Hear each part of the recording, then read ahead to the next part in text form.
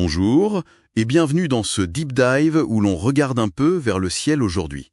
On va parler d'une visiteuse, plutôt inattendue, la comète C2025 R2 Swan. Bonjour. Oui, une sacrée surprise, hein? Découverte quasiment la veille de son passage au plus près du Soleil, le 12 septembre. C'est fou, non? Ah oui, complètement fou. Et c'est un astronome amateur, Vladimir Bezougli, qui l'a repéré, en plus, grâce aux données de Swan sur le satellite SOHO. SOHO, le Solar et Héliosphérique Observatory. Et pourquoi si tard pour les télescopes au sol? C'est le fameux effet Hall-Elchek. Elle était tout simplement trop proche du Soleil, noyée dans sa lumière pendant des semaines avant le périhélie, invisible depuis la Terre, quoi. D'accord. Et ce qui est vraiment intriguant, c'est ce qui s'est passé après ce passage près du Soleil. Une explosion de luminosité, c'est ça? Exactement. Elle est passée d'une magnitude très faible, genre 11. Faut rappeler que plus le chiffre est grand, moins c'est brillant. Oui, c'est très faible. Voilà.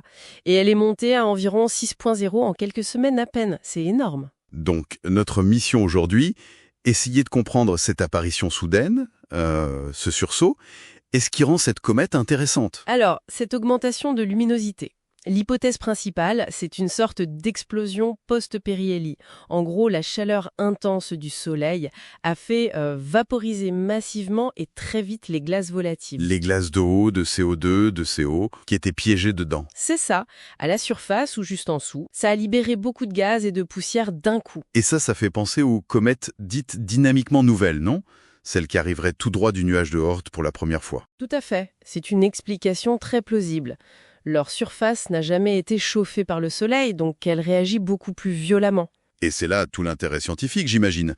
Une occasion d'étudier de la matière quasi intacte, primordiale du système solaire? Et c'est exactement ça. C'est une fenêtre potentielle sur les origines. Même si, attention, ce n'est pas la comète la plus brillante qu'on ait jamais vue, hein. Son intérêt est ailleurs.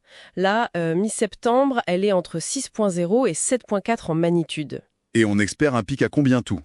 Les prédictions visent un pic autour de plus 4,0. Magnitude 4, intéressant.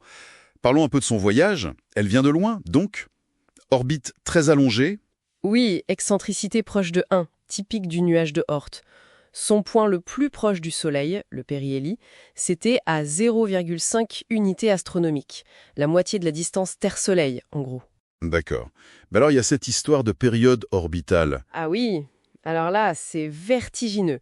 L'incertitude est immense. Les estimations vont de quelques centaines d'années à plus de 200 000 ans. Attendez. De 200 à 200 000 ans? C'est gigantesque, comme écart. Oui, ça s'explique parce qu'on l'observe depuis très peu de temps. L'arc d'observation, comme on dit, est trop court pour calculer une trajectoire précise sur des dizaines ou centaines de milliers d'années. Donc on ne sait même pas si c'est sa première visite près du Soleil, en fait. En gros, non. Impossible à dire pour l'instant. Ça change pas mal de choses sur son histoire. Carrément. Bon, et concrètement pour l'observer. L'hémisphère sud a eu la primeur au début, c'est ça? Oui, au début, elle était dans la Vierge, bien placée pour le sud. Pour nous, dans l'hémisphère nord, elle était très basse sur l'horizon ouest, dans les lueurs du crépuscule. Difficile. Mais ça s'arrange pour nous maintenant. Oui. La bonne nouvelle, c'est qu'elle monte vers le nord dans le ciel.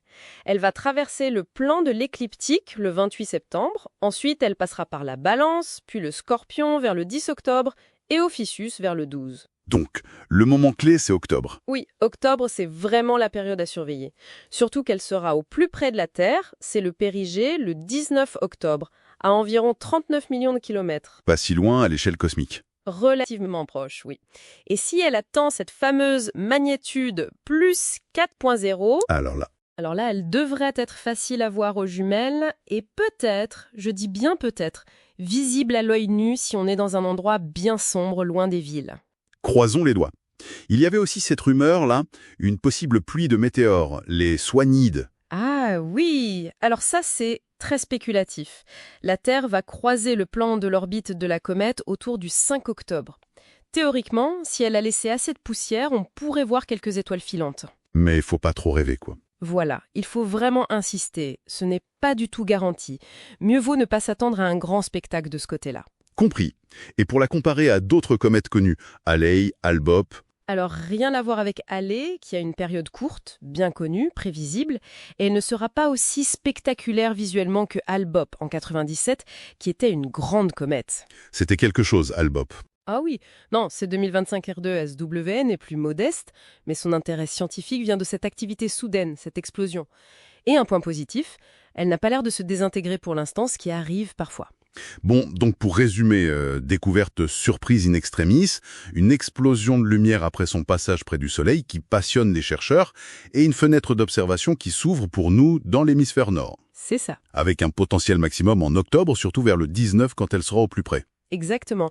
Et peut-être pour finir, cette incertitude incroyable sur sa période, des centaines ou des centaines de milliers d'années, ça nous rappelle juste à quel point le nuage de Oort est immense, mystérieux. C'est vrai. Chaque comète comme celle-ci, surtout si elle est neuve, c'est un peu une capsule témoin, quasi vierge des tout débuts du système solaire.